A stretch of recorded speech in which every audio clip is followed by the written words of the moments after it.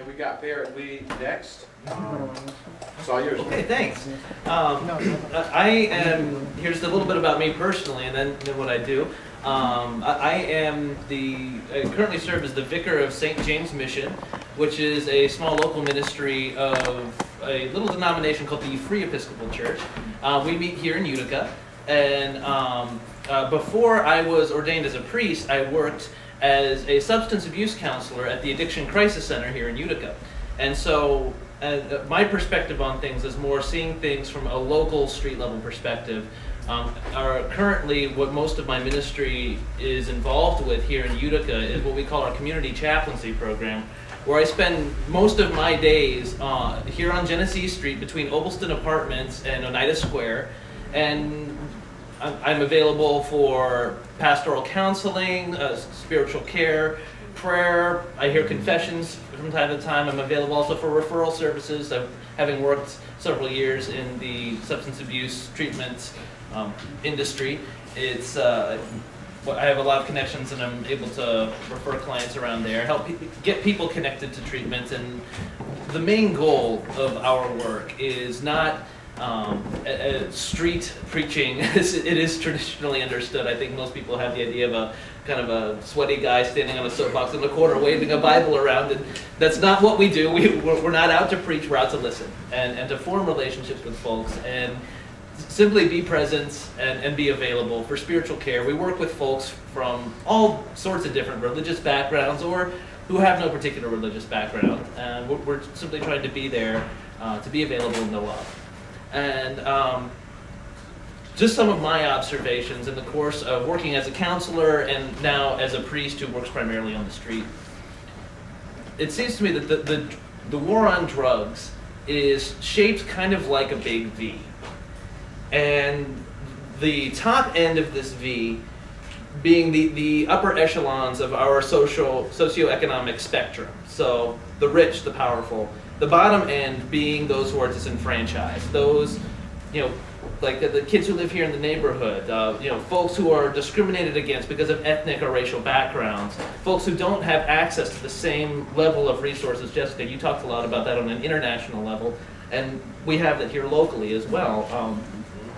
I mean, I am very grateful for the work of some of my own heroes like Dr. Martin Luther King, but I think even just watching the news will reveal that we have a long way to go till it comes to eliminating racism from our society. It's still here. It's still a reality. Dr. King started an incredible movement, and it's up to us to keep that going.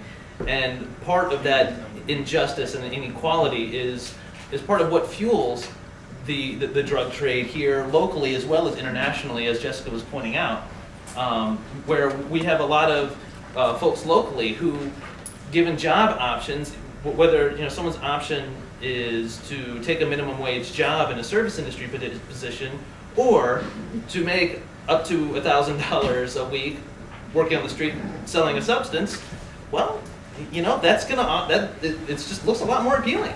And also, as Peter pointed out, it's a matter of human desire. There's a market for this. People want to do this, and so looking at this V, the war on drugs really seems to be focused at the bottom of this V.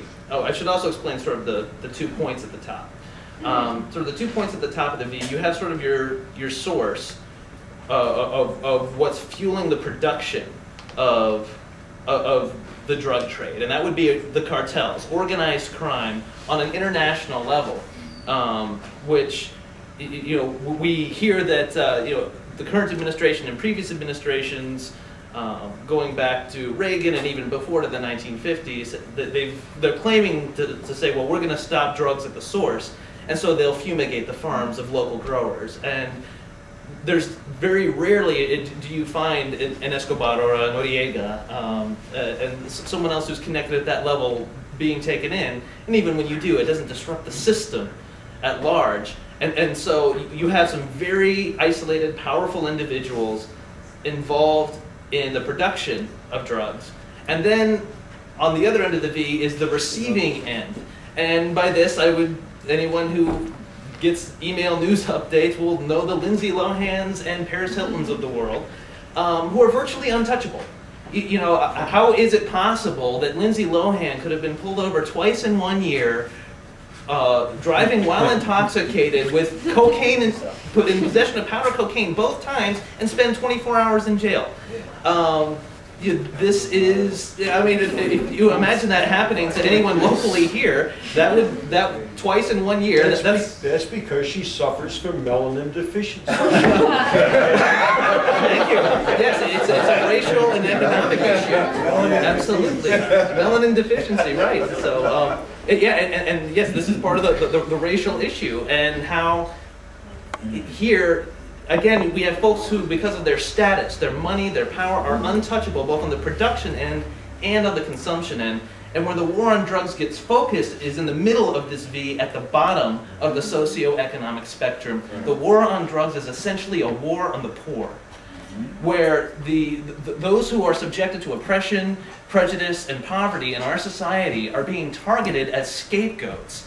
And so when people say things like the drug problem, I think just a common cultural image when you talk about the drug problem on the street, and so here on the street, some of the police strategy that's just good sort of tit-for-tat man-hour production labor, basically for the numbers and the charts, what we end up seeing is that if you can spend 100 man-hours of labor to round up 6 small-time drug dealers on the corner of James and Brinkerhoff, or spend those same 100 man-hours to target someone higher up in the organization who's harder to replace, then you're going to go for the 6 because, you know, at the end of the day, the supervisor's going to ask how many people committed how many hours to this and how much money went into this and how many arrests did you make. Well, making 6 arrests looks a lot better than making 1 arrest.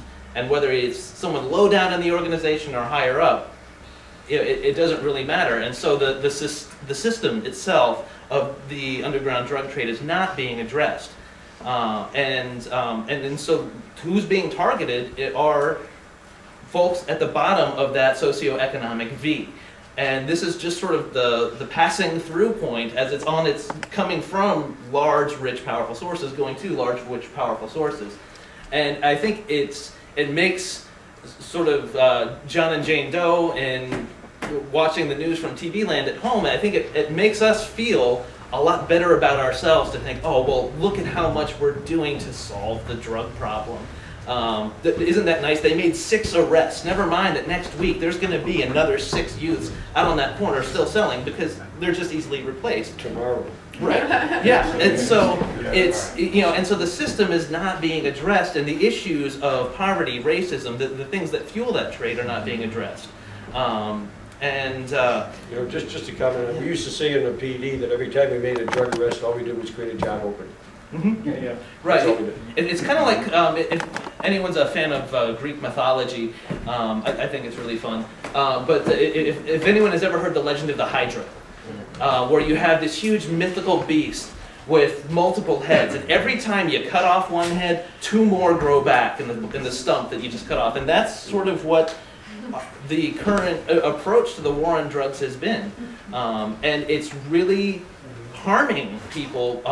You know, kids in the community who are ostracized from the age of when they're 5. I was having a conversation with Reverend Mary Lynn Grass at First Pres last night. Her daughter just recently took their child into a parent-teacher conference, and this is in kindergarten, and in this conference, the teacher said, you have nothing to worry about with your child, she'll go to college. And it's interesting that here a teacher has identified as young as 5 who is worthy of the attention and who she can say, oh, this person will go to college at 5. And you can already see some of the prejudice working into the system there. So by reference, does that mean she's already identified who's not? And as you said, Peter, I wonder what the melanin levels are across that board. And so, yeah, this systemic oppression and inequality in our society is not being addressed.